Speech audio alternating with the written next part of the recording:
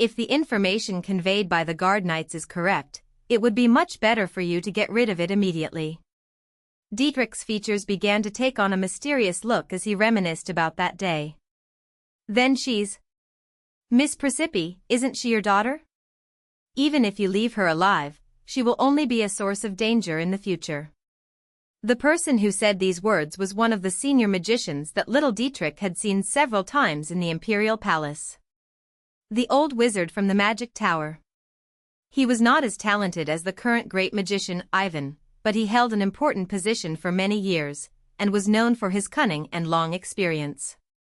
There may be no great problem with the execution of Lady Vanessa, but it is very different with Miss Presippi. Then these beings, unlike others, have developed intelligence and are able to think. But Dietrich couldn't hear the rest of the conversation. One of the emperor's guards sensed his presence and approached him with a very stern face, almost grabbing him. That was the last moment he remembered from that day. Dietrich fell into deep thought, a look of extreme bewilderment on his face. To be honest, he had never thought deeply about Presepe's origin and lineage. All he could think of was that Presepe had been expelled from the palace and robbed of her status as a princess. Then she had completely disappeared without a trace, even cutting off contact with him. He felt then that she had betrayed him, and his heart shook with disappointment. But why did he never doubt what the great wizard said then? The truth is, it wasn't just that he was just a guy obsessed with Presepe to the point of madness. Rather, it was simply because Dietrich was implementing the programmed settings for his character within the game, without any flaw appearing in the scenario. Dietrich, who was not the real hero, had nothing to do with Presepe's background, and was never supposed to know about it. He just didn't know the real reason, but that was the way it was. That kind of creature. Only one thing came to his mind. Monsters. So, Presepe, is she? Was she aware of this? Did she have proof that she was a descendant of monsters? Who is left alive who knows this truth? As far as Dietrich knows, the then Grand Wizard, after his mysterious conversation with the Emperor, was found dead only shortly after Vanessa's execution and Precipice's expulsion. Perhaps this was the work of the former Emperor himself. It was unacceptable for Presepe, who belonged to the lineage of monsters, to be attributed to him and given the title of princess. If this truth had reached the people, the consequences would not have been simple. I don't want to return to the imperial palace, nor to your majesty's side. So, even if I don't get an answer, it's inevitable. However, all that was on his mind now was Precipice's cold face as she pushed him away with harsh, merciless words. Then, after a moment of silence, Dietrich realized the truth. Whether Presepe was half-beast or pure human, it didn't matter to him at all. He still wanted to chain her to his side, by any means, at any cost. This feeling had not changed. Your Majesty. He heard the guard's voice from behind his closed bedroom door. Duke Fenric has returned. This means that Presepe has also returned to the capital. Dietrich immediately got out of bed and opened the door. The guard looked surprised for a moment, but continued without hesitation. He is waiting in the reception hall and would like to meet you. How do you order? Dietrich made no answer. Rather, the guard quickly crossed and began heading towards the reception hall. The atmosphere of the reception hall was completely cold. Dietrich sat on the throne, staring at Fenric without a word, his face nothing but sternness. After a long moment of silence, he moved his lips slowly. So you're hurt? There were some small wounds visible on his face, and traces of white bandages were visible between the folds of his black shirt. We were attacked by monsters while investigating the Forbidden Forest. Fenric answered in a calm, emotionless voice. The Forbidden Forest was completely burned down by a fire of unknown cause.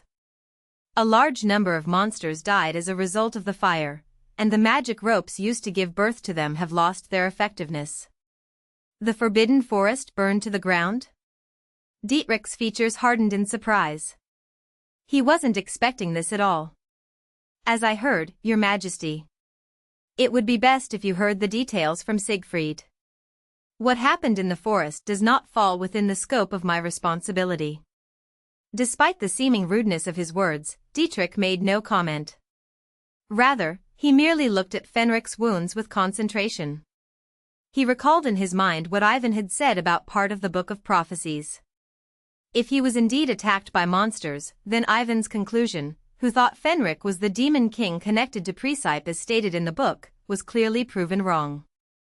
There is something I would like to discuss with you regarding the great wizard Ivan. About him running away? It's another matter. Fenric continued calmly. Do you remember that we were hunting the killer of Atari Hanan and Noadviren? Dietrich's eyes narrowed as he stared at him. I believe your majesty now knows that Ivan shows a suspicious amount of attachment to Presepe. Accordingly, I think the murders that happened earlier, Evan may have committed them. The garden where Atari Hanan was killed is located near the magic tower, and Evan did not attend the celebration party that day. Even before I went to the forest, I checked it myself, and there was no one who saw it that day. That was true. Ivan, who had a pathological dislike of crowded places, did not leave the tower at all that day, and kept to himself as usual. In the case of Noah Dufresne's murder as well, there were suspicious things.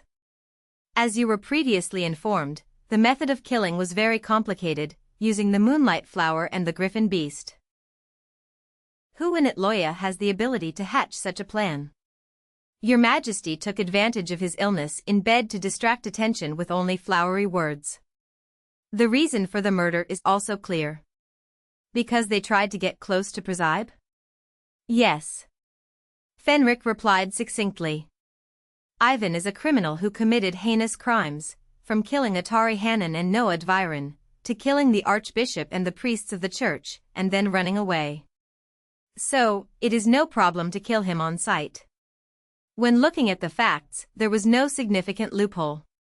Everything seemed logical and convincing. But if what you say is true, my excuse will be gone. Dietrich said dryly, moving his lips. The pretext of keeping Presepe by your side, I mean. Fenric merely smiled a little without answering. Dietrich met him with a cold look before continuing his words. I know who the killer is, but Ivan is still at large, and all indications look like he will try to get close to Presepe. Again. Before, we took her out of the palace thinking the killer was here, but now the situation is different. I, who lives in a palace full of soldiers, can protect her more than a duke with only a few private soldiers. Which of us seems safer in your opinion? What Dietrich said wasn't wrong. Once Ivan is held responsible for all the crimes, there is no need for an excuse to keep Presepe out of the palace. But Fenric never cared about others' perceptions. If he confronted Ivan, he would kill him without interruption. Of course, it was almost impossible to uncover the real culprit, so this was a good opportunity to hold everything for Evan. It may also ease Precipice's anxiety about being targeted by an unknown killer. Duke, His Majesty will definitely try to summon me to the palace again. Moreover, but I have my own plan. So, she no longer needed an excuse like protecting her from the killer hiding in the palace. Your Majesty or me, who can really protect her? I think the only one who can answer that is Pris herself. What? What does this mean now? Dietrich frowned and stared at Fenric, and before he spoke, he turned to the sound that came as the door opened. Presepe? Dietrich said with undisguised astonishment as he stared at her. Of course, he was planning to order her immediately, but he never expected that she would come on her own. However, what came out from between Presepe's closed lips a moment ago was something he did not expect at all.